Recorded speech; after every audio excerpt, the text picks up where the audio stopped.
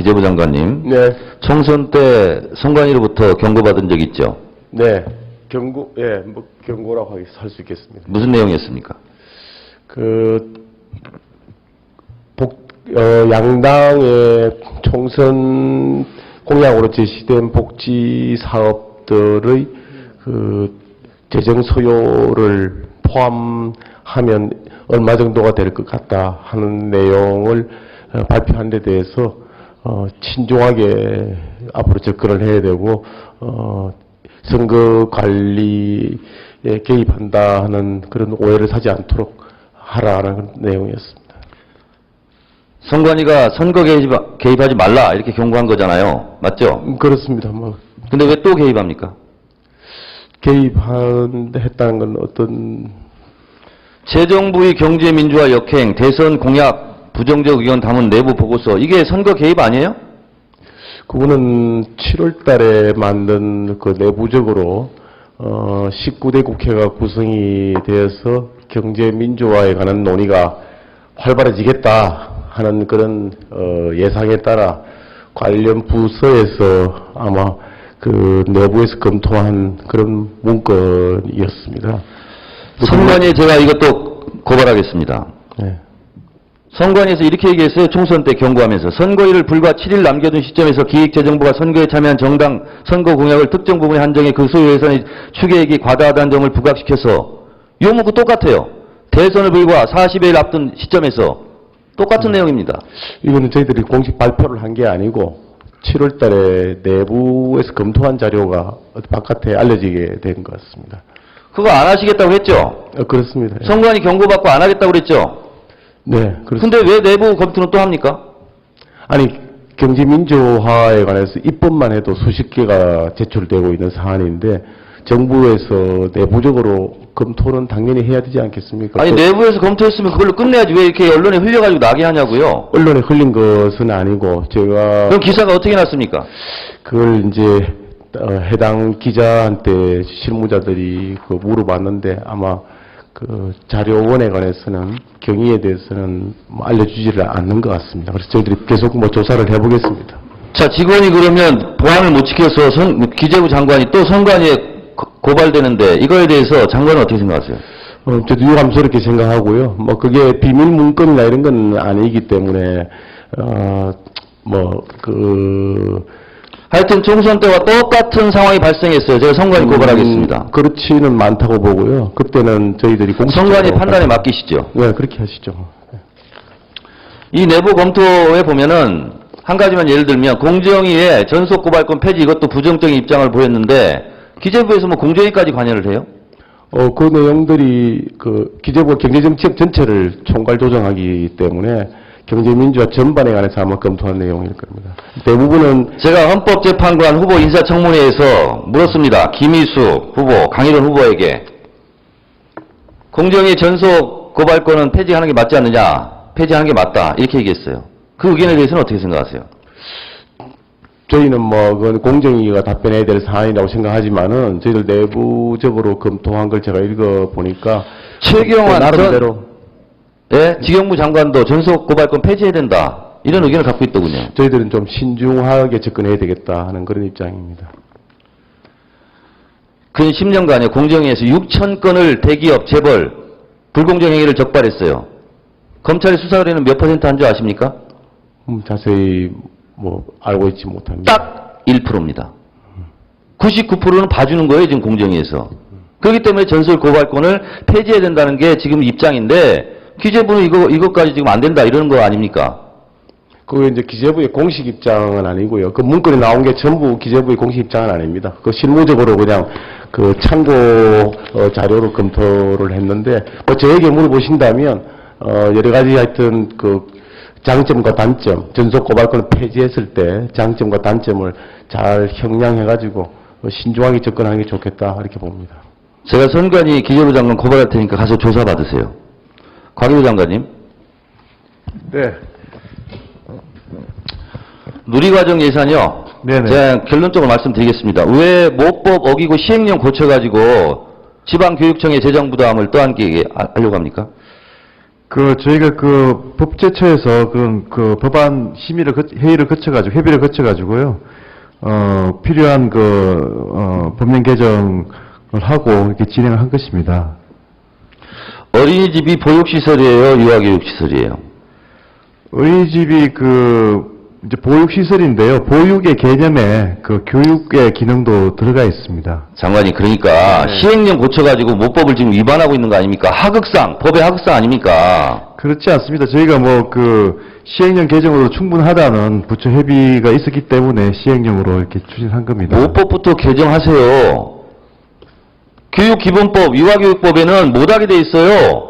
왜 근데 정부에서 멋대로 법을 어기면서까지 시행령을 고쳐가지고 아니, 이렇게 하려고 그렇지 않고 그러니까? 못하게 되어 있는 건 아닙니다. 그래서 저희가 그런 부분도 세세하게 따져서 했기 때문에 의원님께 한번 보고 드리겠습니다. 법안에 대해서는. 아니 생색은 이주호 교육부 장관이 다 내면서 말이야. 그 부담은 다 지방 교육감들한테 다 부담하고 못한대요 여기 지금. 그렇지 않습니다. 저희가 특히 이제 놀이과정 같은 경우에는 우선 배정을 해드리기 때문에요. 당연히 교육청에서도 우선으로 다 확보가 되는 사안입니다. 시간 관계상 여기서 안 따지겠습니다. 네, 서면으로 질의할 테니까 자세하게 답변해 네, 주세요. 자세히 답변드리겠습니다. 자, 그리고 한민고등학교 있잖아요. 국방부에서 하는 거. 어떻게 생각하세요? 제가 자료를 지금 안 가지고 있었어요. 우선 국방부에서 예. 지금 국립형 사립고를 세운다는 거 아닙니까? 국고 350억 지금 들여가지고. 보고 안 돼 있습니까? 네, 그것도 확인해서 보고 드리겠습니다, 의원님. 네. 교과위에서 이 문제가 제기됐는데 기억을 못 하세요? 저희가 심도 있게 그게 논의는 아직 안 된 것 같은데요. 제가 확인해서 보고 드리도록 자, 하겠습니다. 장관님 이겁니다. 군인 자녀들 있잖아요. 네. 아버지가 군인인데 자꾸 전출 다니고 하니까 어려워요. 그래서 군인 자녀만 따로 학교를 세우겠다는 건데 국고에서 전액을 해요. 그런데 사립고예요. 그리고 사립학교 이사지는 다 군인 유관 관련 인사들이 다 해요. 제가 그 자세한 사항을 파악해서요. 저희 보고 국민 드리겠습니다. 세금이 들어가는 데는 국가가 관리해야 되는 거 맞죠? 저희가 국가가 하든 지방 정부가 하든 그렇게 아니, 여러 가지 국비 체제가 지원이라니까요. 있으니까요. 지금 국비 예. 지원. 이걸 모르고 계세요? 제가 한번 확인해 보겠습니다. 350억 원은 교육부에서는 돈도 아닙니까? 지금 자료를 안 주셨기 때문에 저희가 한번 바로 확인해서 드리겠습니다. 참 장관님 참. 기재부 장관님. 네.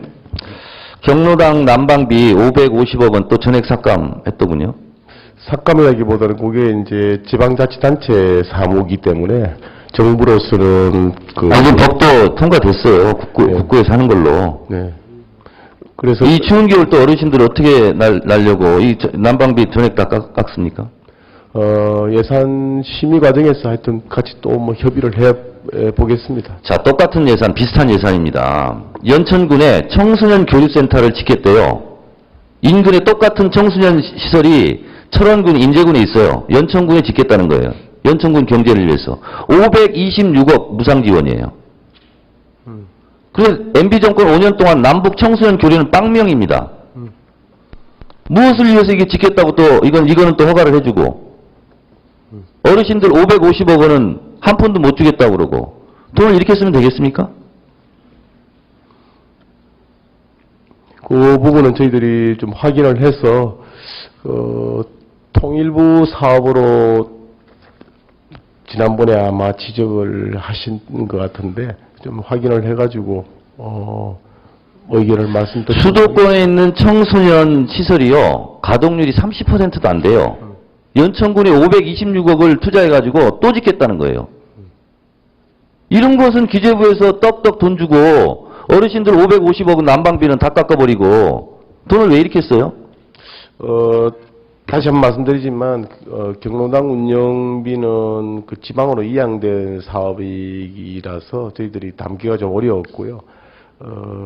그러나 뭐 그동안 수차례 예산안 심의 과정에서 의원님들이 요청에 의해서 결과적으로는 예산안에 반영이 됐기 때문에 이번에도 다시 한번 또 심의 과정에서 머리를 맞대고 논의를 하도록 하겠습니다. 연천군에 아무 쓸모없이 그 지적해 주신 사업은 그 526억을 어르신들 난방비로 돌리세요. 그러니까 그 지적해 주신 뭐 청소년 그 교육 연수원 사업은 뭐 불효불급한 사업이라고 판단되면 예산 심의 과정에서 의원님들 의견을 존중하겠습니다. 자, 그리고 제주도 4.3 평화공원 3단계 조성사업 2012년에 30억 배정하고 내년에 90억을 줘야 되는데 왜 안 줘요? 이거 전액 국고인데.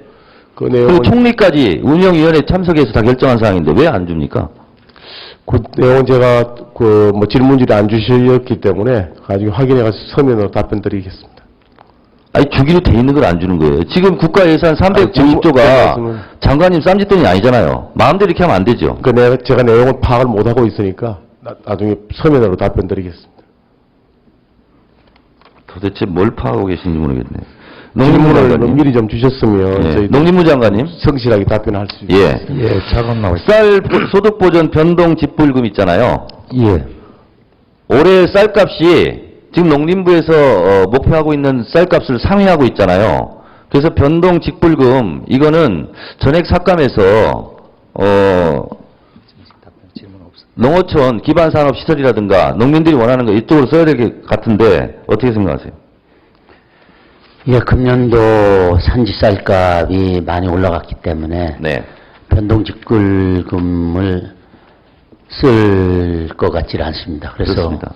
다른 데로 전용할 필요가 있다 이런 생각을 합니다. 그렇죠? 예. 네, 지금 한 3천억 넘게 지금 배정해 놨던데 이거 쓸 가능성이 거의 없습니다. 예. 그렇죠? 예, 그래서 우리 농어촌 어민들이 원하는 농민들이 원하는 쪽으로 쓸 수 있도록 그렇게 바꿔야 되겠죠? 예. 감사합니다. 이렇게 답변하시면 얼마나 좋습니까? 다른 장관님들 참고해 주시기 바라겠습니다. 자, 국토부 장관님. 예, 자, 종합질의 때도 얘기했는데요. 수자원공사 지금 빚더미에 앉았죠. 하루에 이자만 12억 원이 나가더라고요. 하루에. 이거 어떻게 하시겠습니까? 뭐 우선은 이제 이자 지원을 하고 친수구역 개발 사업 등을 통해 가지고 투자비를 회수하는 뭐 그런 노력을 해야 된다고 봅니다. 장관님, 그렇게 말씀하시면 안 되죠. 친수구역 개발을 해서 이 빚을 다 환수하려면 80조를 공사를 해야 되는데 그거 할 수 있어요? 뭐 일률적으로 할 수 없는 것을 할 수 있다라고 말씀하지 마세요. 하여튼 할 수 있는 데까지는 최대한 회수를 하고 부족한 부분은 별도로 검토하는 게 맞다고 제가 봤을 때는요, 방법이 없습니다. 4대강 사업 때문에 이렇게 우량 기업이 완전히 지금 뭐 부도 직전에 몰렸는데 기획재정부에서 재정 부담으로 떠나는 방법 위에는 없어요. 괜히 친수구역도 난개발하고 상수도 오염하고 이런 거 하지 마시고 그냥 재정 당국에서 솔직하게 인정하고 떠안는 수밖에 없어요. 언제까지 이자 대줄 거예요? 국토부 장관 그렇게 기획재정부에 요청할 생각 있어요? 말씀드린 대로 우선 뭐 친수구역 개발 사업 그리고 이제 그 경영 효율화 이런 노력을 통해서 최대한 회수를 하도록 하고 모자란 부분에 대해서는 수자원 공사에서요 하겠습니다. 대책 있냐 그랬더니 이렇게 얘기해요. 국회에서 도와주십시오. 그게 뭡니까? 기획재정부의 재정부담 떠안으라 이겁니다. 되지도 않는 일 시작하지도 마세요. 괜히 구리시 토평동 서울시민 상수원 여기 개발해가지고 개발이 얻어가지고 빚 갚겠다 이런 거 하지 마세요. 구리는 지금 수공이 참여하는 것으로 되어 있지는 않은 것으로 알고 있습니다. 인천공항 진짜 팔 거예요?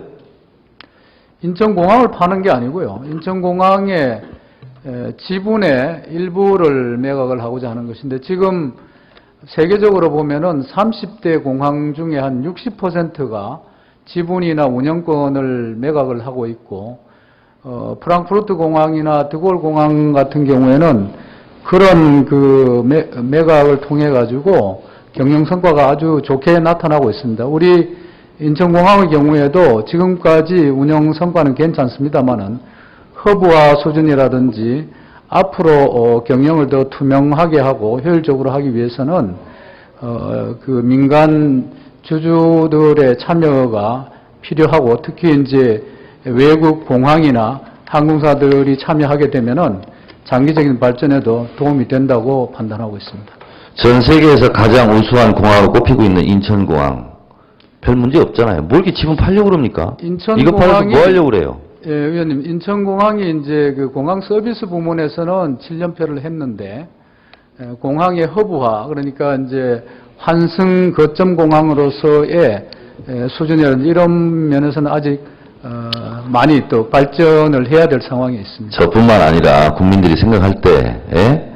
인천공항 이거 지분 매각하는 거, 여론조사 아마 80% 이상이 반대할 겁니다. 그 지분 팔지 마세요. 그동안에 이제 경영을 잘 해왔는데 지금 이제 3단계 확장을 위해서 재원이 또 필요하거든요. 그런 면에서도 고려가 돼야 된다고. 아니, 이거 판 거 한 4,400억, 뭐 도로 건설하고 뭐 철도 놓고 이런 거 하는데 쓰려고 한다면서요. 그 이제 굳이 이거 팔아서 살 필요가 있어요? 지금 재원이 들어오면 그 4,400보다는 실제 평가하면 훨씬 금액이 커질 걸로 봅니다만은 그 재원이 확충됨으로써 교통 분야 전체의 재원이 이제 늘어나기 때문에 결국은 이제 3단계 확충 사업에도 많은 도움이 되리라고 봅니다. 자, 여기 장관님, 이 보금자리 주택 있잖아요. 예. 원래 계획대로 하지 않고 실제로 분양 위주로 많이 했죠? 그렇지 않습니다. 예. 뭘 그렇지 않아요? 자료 보니까 나와 있던데. 150만 원 중에 80만 원은 임대주택, 70만 원은 분양주택 그렇게 있는데 그대로 하고 있습니다. 원칙적으로. 근데 이제 영구임대주택 같은 경우에 협의 과정에서 해당 지역에서 좀 줄여달라는 요구도 있고 해서 당초 계획보다 조금 장관님. 떨어진 경우가 있었습니다. 실제로 집 없는 서민들을 위한 사업을 하려면 장기 임대, 장기 전세 이런 걸 많이 줘야 되는데 그런 건 실제로 계획이 40% 정도 됐는데 실제 착공은 17.4%잖아요. 의원님, 그거는 이렇습니다.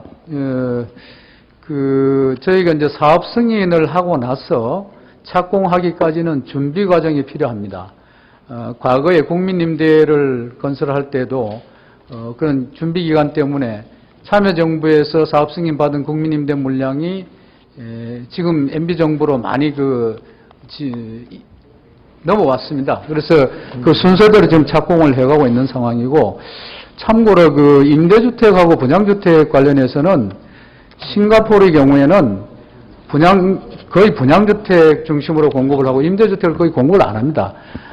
국민들이 자력으로 또는 정부의 지원을 받아서 자가주택을 보유할 수 있는 경우에는 그것이 주거복지를 위해서나 우리 중산층 형성을 위해서나 사회 안정을 위해서 또는 주택의 관리를 위해서 가장 바람직하고, 네. 그런 지원을 가지고도 자가주택을 보유할 수 없는 계층을 위해서 임대주택을 공급하는 것이 맞거든요. 그래서 정부가 공공부문에서 공급하는 주택은 무조건 임대주택으로 가야 한다 하는 것은 저는 자, 바람직하지 원래 이 않다고 생각합니다. 보금자리 주택 취지가 예. 돈 없고 빼먹고 서러운 사람들 위해서 만든 건데 분양이 비율이 더 늘다 보니까 실제로 혜택이 적고 또 분양이 안 되니까 LH 같은 경우 공공임대주택 같은 경우는요. 전매 제한도 막 풀어버리더라고요. 그리고 의무 거주 기간도 막 풀어버리고 결국은요. 이렇게 되면 서민들이 혜택을 받는 게 아니라 투기하는 분들, 이분들이 실제로 혜택을 받는 거예요. 이런 부분에 대해서 잘 검토해 주시기 바란다는 뜻입니다. 예, 의원님, 지적이 감사드리고, 참고로 제가 말씀드리면은, 참여정부하고 이제 지금 정부하고 비교를 해보면은, 네, 비교 안 하셔도 되겠습니다. 임대주택 지금 나타난 통계 자료가 이렇게 나와 있어요. 비슷하고요. 임대주택의 종류가 전세임대, 다가구임대, 영구임대 이래서 좀 더 다양화되어 있습니다. 유념하겠습니다. 예, 유념해 주시고요. 국토해양부 장관님, 마지막 하나 더 물어볼게요. 춘천 속초간 동서 고속화 철도 건설, 이거 지금 수시배정 사업으로 50억 돼 있는데 그냥 계속 묶어놓고 있죠. 그게 이제 그 예비 타당성 조사를 했는데 타당성이 좀 부족하게 나와서 사용을 못하는 실정에 있습니다. 예비 타당성 조사는 어떤 분야를 말씀하시는 거예요? 춘천 속초. 그러니까요. 예. 비용 대비 이익 분석입니까? 아니면 정책 분석입니까? 그걸 다 포함해서 통과가 못 됐습니다. 자, BC 분석하고 AHP가 있는데 둘 다 국토부의 존재 이유 중에 하나가 국토균형발전이죠.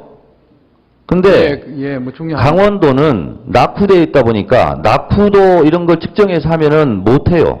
영원히 못해요. 계속 낙후의 악순환이에요. 그래서 이거는 여야가 합의를 하고 건설하자 한 것이에요. 근데 낙후됐으니까 안 됐다 그러면 강원도는 계속 낙후 지역으로 남아야 돼요. 이런 데를 실제로 더 도로도 짓고 SOC 사업도 투자하고 해서 가야 되는 거 아닙니까? 뭐 저도 장래는 지금 이미 춘천까지 가 있기 때문에 하는 것이 바람직하다고 생각합니다만 현행 재정 운영 체계상 예타를 통과하도록 되어 있는데 그게 안 돼서 좀 안타깝게 생각합니다. 기재부 장관님, 네. 이거 수지성 사업 50억 좀 풀 의향 없으세요? 저희도 좀 안타깝게 생각하는데요. 저 의원님 지적하신 것과 달리 낙후 지역은 가점을 더 받게 되어 있습니다. 네. 그래서 낙후 지역을 빨리 개발을 해야 된다 하는 것 때문에 그 철도 사업은 특히 더 도로 사업보다도 더 가점이 많고 그렇게 기준을 변경을 했는데도 예타를 통과를 못했습니다. 그래서 하여튼 지금 현재로서는 이게 투자하기에 좀 이르다 하는 그런 전문가들의 판단인데 또 뭐 다른 방법으로 강구를 기재부 장관이 그러면 제가 무슨 부정을 저지르는 게 아니라 네. 예비 타당성 조사를 다시 한번 해보시는 건 어때요? 여러 가지 다른 요소들까지 그러니까 다른 포함해서 방법을 뭐 강구를 해보겠습니다. 근데 기본적으로는 다시 해도 뭐 개선이 될 가능성 같은 걸 또 염두에 두고 해야 되는데 어쨌든 50억은 지금 수시 배정으로 해놓은 상태잖아요. 그래서 수시 배정으로 묶어뒀습니다. 예타하고 연동해서 그러니까요. 근데 제가 봤을 때는요, 무슨 낙후도 이런 거 가점을 주더라도 통과하기 어렵다. 우리가 예를 들면 특별 조치 이런 거 있지 않습니까? 그런 거라도 해서 저는 사업을 시행해야 된다고 봅니다. 어떻게 생각하세요? 어쨌든 여기만 또 예외로 할 거냐 하는 그런 문제가 있지 않습니까? 그래서 저희들 뭐 고민을 계속해야 하겠습니다. 중소기업청 나와 계시죠? 네, 사장입니다. 예, 지난번에도 말씀드렸는데 지금 합정동 홈플러스 문제 등 사업 자율조정, 강제조정이 있는데 이 성과가 왜 이렇게 없어요?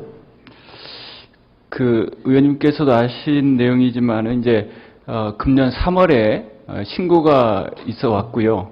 그래서 저희가 사업 개시 일시 정지 권고를 4월에 내렸습니다. 그래서 네. 지난번에도 말씀드렸습니다만은 정부가 사업조정 심의위원회를 통해서 강제 조정하기보다는 당사자 간 자율조정이 바람직하다는 전제하에 지금 한 5차례의 자율조정 회의를 거치고 있고요.